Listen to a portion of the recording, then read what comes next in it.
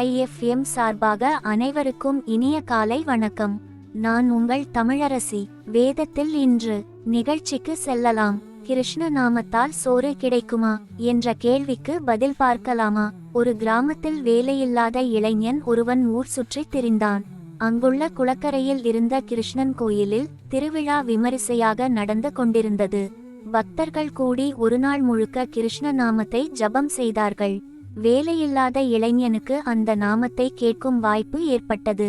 கிருஷ்ணா என்ற இந்த வார்த்தையில் என்னதான் இருக்கிறது என்று அவன் சிந்தித்தான். விடை தெரியவில்லை. அங்கிருந்த பெரியவரிடம், கிருஷ்ணா கிருஷ்ணா என்று கூச்சல் போடுகிறீர்களே, அதனால் என்ன கிடைத்து விடும்? எனக்கு பசிக்கிறது. உங்களுடைய கிருஷ்ணனால் எனக்கு சோறு போட முடியுமா என்று கத்தினான். பெரியவர் அந்த இளைஞனிடம், கிருஷ்ண நாமத்தை சொன்னால் சோறு மட்டுமல்ல, நீ எதை வேண்டுகிறாயோ அது கிடைக்கும் என்றார்.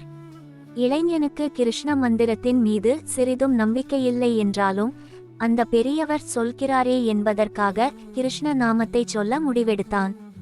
ஊருக்கு அடுத்தாற் போல் இருந்த காட்டு பகுதிக்கு சென்று தனியாக அமர்ந்தான். அவன் வாயில் கிருஷ்ணா என்பதை தவிர வேறு வார்த்தை வரவில்லை.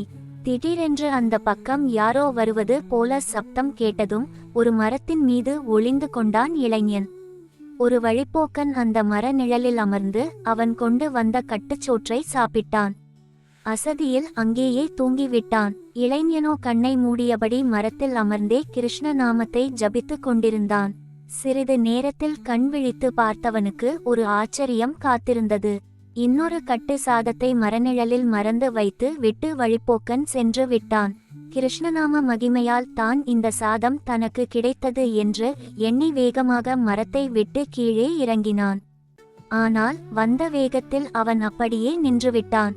எவனோ வழிப்போக்கன் மறந்து விட்டு போன சோற்றை சாப்பிடுவதில் அவனுக்கு உடன்பாடில்லை. உண்மையில் கிருஷ்ண நாமத்திற்கு மகிமை இருக்குமானால் இந்த சாப்பாட்டை சாப்பிடும்படி நிர்பந்தம் ஏற்படும் வரை பட்டினியாகவே இருப்பது என்று முடிவெடுத்தான். திரும்பவும் மரத்தின் மீது ஏறி அமர்ந்தான். சூரியன் மறையும் வேளை வந்தது. அப்போது காட்டுப்பாதையில் சில கள்வர்கள் தாங்கள் திருடிய பொருள்களுடன் வந்து மரநிழலில் அமர்ந்து பங்கிட்டு கொண்டிருந்தனர். கள்வர் தலைவன் ஜபம் செய்து கொண்டிருந்த இளைஞனை கண்டான். தங்களை வேவு பார்க்க வந்திருப்பவன் என்று ஆத்திரம் கொண்டு இளைஞனை அந்த மரத்திலேயே கட்டி வைத்தான்.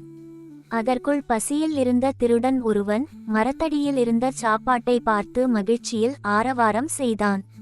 ஆனால் கள்வர் தலைவன், இந்த சோற்றை நாம் சாப்பிடுவது கூடாது. நம்மை கொல்லும் நோக்கத்தில் விஷம் கலந்து இவன் தான் வைத்திருப்பான். அந்த சோற்றை அவனுக்கே கொடுப்போம் என்று சொல்லி இளைஞனை சாப்பிடும்படி கட்டாயப்படுத்தினான். இளைஞனும் அதை வயிறு நிறைய சாப்பிட்டான். இளைஞன் சாப்பிட்ட பிறகும் அவன் சாகாததை கண்ட திருடர்கள் உணவில் விஷம் இல்லை என்பதை அறிந்தனர். இளைஞனால் தங்களுக்கு எந்த தீங்கும் ஏற்படாது என்ற முடிவுக்கு வந்தார்கள். கள்வர் தலைவன் இளைஞனை கட்டிலிருந்து அவிழ்த்து விட்டதோடு இல்லாமல் தன்னிடம் இருந்த பணத்தில் கொஞ்சம் கொடுத்தான்.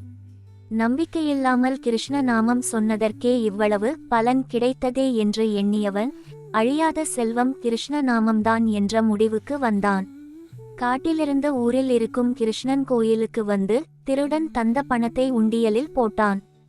இனி ஊர் சுற்றமாட்டேன், உண்மையாக பக்தி கொண்டு உழைத்து வாழ்வேன் என்று கிருஷ்ணனிடம் சத்தியம் செய்தான். உழைப்பால் பெரும் பணக்காரனும் ஆனான். ஆகவே பகவானின் பெயரில் நம்பிக்கை வையுங்கள். நாளும் சொல்லி பயனடையுங்கள். நன்றி.